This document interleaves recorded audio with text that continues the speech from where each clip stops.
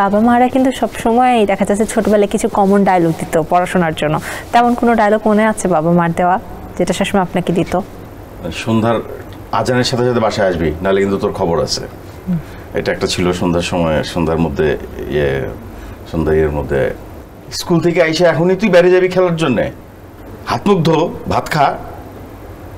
এটা একটা ছিল কন্টিনিউ কমন ডায়লগ ছিল। পড়তে বস, কমন ডায়লগ, পড়তে বস। আর কি কমন ডায়লগ? এগুলোই ঘুরে ফিরে আসলে এগুলোই ঘুরে ফিরে এগুলোই ছিল। বাবার সঙ্গে শেষ কথা কি ছিল? আমি শুটিং যাচ্ছিলাম, আব্বার শেষ দেখা ছিল। আব্বা আমাদের বাসার জানালার কাছে বসেছিল। তারপরে আমি যাওয়ার সময় আব্বাকে বলছে, আব্বা আমি শুটে গেলাম, এরকম করছিল। তারপরে আমি নিচে গেছি, নিচ থেকে আবার উপরে তাকায় দেখলাম যে উপর থেকে তাকায় ছিল নিচে। তো কথা হয় নাই। আব্বা যেদিন মারা যায় সেদিন আমার সঙ্গে কথা হয় নাই। ওই যে শুধু এরকম করে এরকম ইশারা করছিল।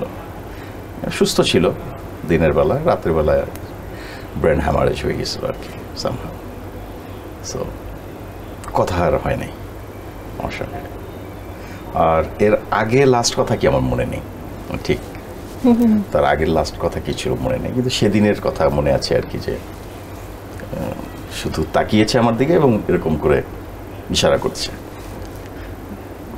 এই ভাইয়া ডায়লগ তো মানে দেখিয়ে দেখিয়ে আপনার কাছ থেকে মিমিক্রি নিলাম, তবে একটা আবদার রয়েছে। হুমায়ুন ফরিদের একটা ডায়লগ আসলে আপনার কণ্ঠে শুনতে চাই, আপনার অভিনয় দেখতে চাই। ফরিদের একটা মানে একটা যে কোনো একটা সিনেমার একটা একটুখানি করি। মানে ফরিদে পটাচ্ছিল আর কি একজনকে। হ্যাঁ, তুমি এত কষ্ট করো, এত কাজ করো, অথচ তোমার বেতন বাড়বে না, তা হবে না, তা হবে না। সামনের মাস থেকে তোমার বেতন বাড়বে। কত বাড়বে?